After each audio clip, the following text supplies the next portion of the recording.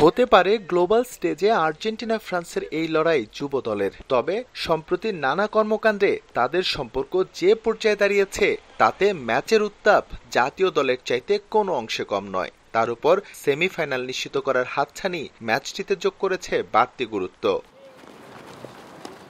অলিম্পিকে অপ্রতিরোধ্য গতিতে ছুটছে ফ্রান্স। গ্রুপ পর্বের ৩ ম্যাচই ক্লিনশিট রেখে জয় তুলে নিয়েছে লা ব্লুজ।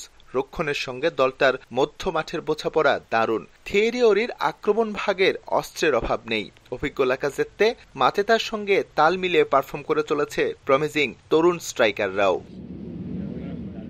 যতটা ছন্দ নিয়ে খেলছে ফ্রান্স, সেই তুলনায় পিছিয়ে আর্জেন্টিনা। অভিজ্ঞ ওতামেন্ডি থাকার পরও রক্ষণে কিছুটা ছন্নছড়া ভাব ছিল স্পষ্ট, যদিও শেষ ম্যাচে সেই ভুল অনেকটাই কাটিয়ে উঠেছে হাভিয়ের মাসচেরানোর দল।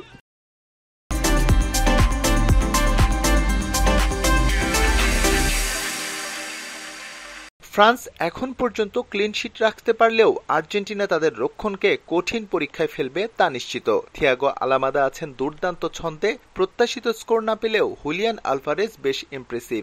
এছাড়াও ক্লদিও এচেভেরি এবং সিমিওনের সাম্প্রতিক ফর্ম দুশ্চিন্তার কারণ হতে পারে স্বাগতিকদের জন্য। অলিম্পিক স্বর্ণপদকের স্বাদ খেলোয়াড় হিসেবে দুবার নিয়েছে আর্জেন্টিনা কোচ হাভিয়ের মাসচেরানো। সেই তুলনায় থিয়েরি ওরির অর্জন শূন্যই। খেলোয়াড়ি জীবনের আক্ষেপ কোচ হয়ে মেটানোর সুযোগ কিংবদন্তি স্ট্রাইকারের সামনে। ঘরের মাঠে এবার যে সম্ভাবনা আছে তা নিশ্চয়ই হেলায় হারাতে চাইবেন না ওরি। স্বাগতিক ফ্রান্সের অব্যবস্থাপনা আর ফিফার অসহযোগিতার জন্য বাজেভাবে অলিম্পিক মিশন শুরু করে আর্জেন্টিনা ফুটবল। তবে মাঠে সব জবাব দিয়ে দুর্দান্তভাবে লড়াই ফিরেছে হাভিয়ের মাসচেরানোর দল।